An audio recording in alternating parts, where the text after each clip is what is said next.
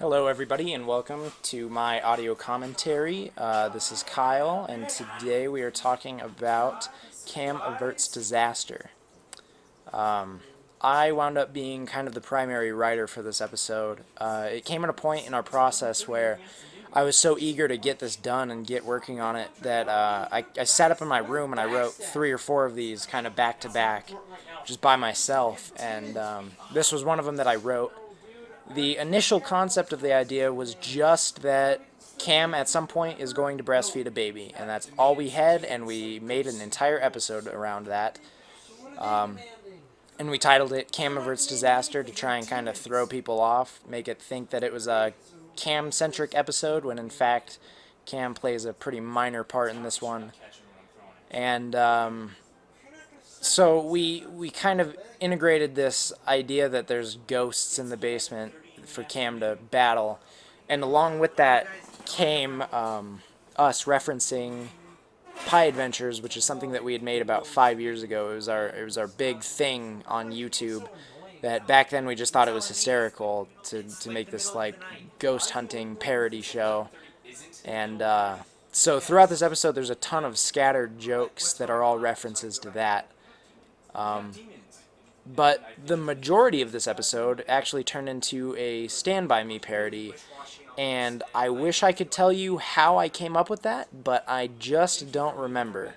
I knew that we needed to escape Dalton and leave him in the basement, but why it became a Stand By Me, I just don't know. I think that Stand By Me is obviously such a fantastic movie that, you know, it may have come at a point where we were watching the movie and it just hit me, and I was like, yeah, we'll go ahead and parody that.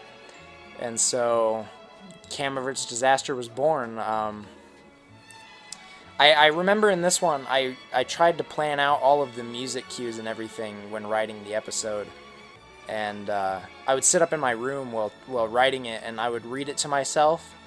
And I had a timer on my phone that I would use to try and make sure that I was writing these scripts long enough. And I think this one kept coming out to about 10 minutes, which is pretty accurate to what it actually is. I think it's around 11 and a half minutes. This episode also features a lot of guest directing and a fantastic sunburn on the back of Derek's neck, if you couldn't see it. So we had it was the 3 of us, and then Chris, Lauren, they were both in this episode as well, and so we got each of them to direct bits of this episode. So this intro bit was actually filmed by Chris, and the outro bit was again filmed by Chris. So anything in the basement, he filmed. And then I would say about 80% of the outside stuff was filmed by Lauren, and the very last shot when we're outside was actually filmed by Dalton, because we needed a camera guy, and you can't really use a tripod when you're outside. Yeah, okay, I like this song, and this movie for that matter, just as much as the next So guy. with this part, Jesus Christ, this was an accident in editing. We were trying. Derek has the song playing on the phone right now for real, and if we were more experienced at this, we probably would have known to not play it in reality and just leave it up to the editing process.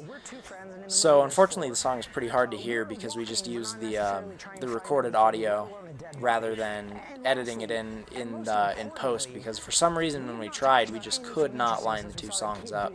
It was the same song, but we couldn't get them to sync up, so we had to cut the overlaid audio and just use the original audio that we'd recorded when we were out. There you go, a beautiful shot that includes the pig that Chris famously rode for 10 minutes, right there in the background.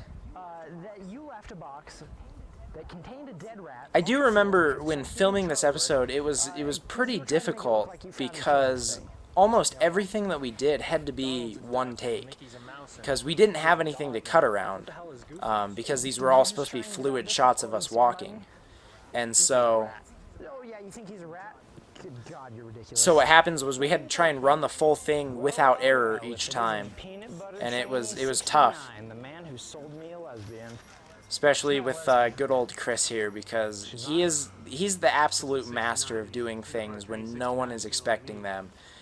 Like right here. Well, if she's not a lesbian, why wouldn't she sleep with me? Watching him try and get up like that, when he first did that, we just broke down cracking up because it was so unexpected and hilarious. But he does that all the time, where he'll sprinkle in just random bits of dialogue or movements that he does, and no one expects it, and we all just crack up. And so we incorporate what we can, but a lot of it we just wind up laughing at, so it gets lost. Right there, kind of behind Derek, you can see a pile of stuff underneath that tree. And credit to Dalton, he carried that all the way around through all of this. And what it is it's a blanket and all of our scripts and our camera equipment and a toaster for something that we did later. And he had to just carry that through the park with him all day long. In this scene, the searching montage, because I don't know if you've noticed at this point, but we've tried to incorporate a montage into every single episode that we've done. Just fun thing to watch for is the episode's montage. But this one actually was supposed to come after the next scene, and I think when we sat down and started editing this, when we were putting it all together, it just didn't feel natural. And so we recut it and we put this right here, and then after this you'll see a scene of us walking where I believe Derek's telling the story of how he vanquished the rat, and that was actually supposed to come before this, but it just felt like it flowed better when we ran it this way. I got the chills when I heard that. That was a bit that I was really worried that nobody would understand, and I guess it's small enough to where it doesn't really wreck anything, but that was direct references to Pie Adventures. And so that's why I attempted to get people to watch it beforehand. But see, so when you're watching this scene in the background, you can see the pigs and horses, and it looks like we've advanced maybe 10 feet since that opening scene, and that's a continuity issue that occurred just because we rearranged the way that this was all laid out. But you know, I think in the end it all still works, and it all came together pretty well. And another fun fact, those apple trees right there, that's what Chris is eating. We just came out of that orchard of apple trees, and I think I've probably got 4 or 5 of them stuffed in that jacket pocket. And you know, we just snacked on apples all day. It was also in the beginning of this incredibly hot. And wearing that jacket was such a pain because it was so hot, and it was also kind of muggy that day. And you'll see how that panned out in the end when it actually started raining on us. But I'm in that hot black leather jacket, and I've got the black skinny jeans on, and it was a little rough. Do you know how much people pay for this stuff? People are so cool. Chris and the Pooh. I don't remember why or how that wound up in the script, but it did, and I love it. I think if any of us were going to be a Teddy, it would be Peanut Butter over here. Why him? Well, you know, because he's kind of crazy, a little unpredictable. Like, if any of us were going to take Chopper on, it'd be him. Dude, I'd take So in this scene, you'll notice that Derek has that sword with him. And if you want to know how he gets that sword, you'll have to go check out the in-universe prank channel, Derek YouTube Prank Stars, where he discovers that. Well, I mean, this is my quest. I'm the main character, and I'm all quiet and stuff, so I think This riff right here is a little referential to the first episode when we argued which Sunny characters we'd be. And, of course, Richard has to contest everything.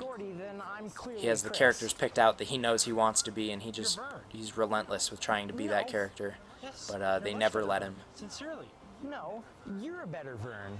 Why am I a better Vern? Well, you know, because... Early in the writing process, we had a lot of things in here that no longer made sense in the timeline of our show, because as it progressed, we changed things, and so Derek's writing credits for this episode goes to coming in and kind of editing that and making sure that it still flows in universe. And I also have to give him a lot of credit because a lot of the Stand By Me jokes came out of him because he loves that movie so much. And so all of his sincerelys were on-the-spot additions so that he'd sound more like Vern. I found this huge dog poo, and I thought of giving it to you.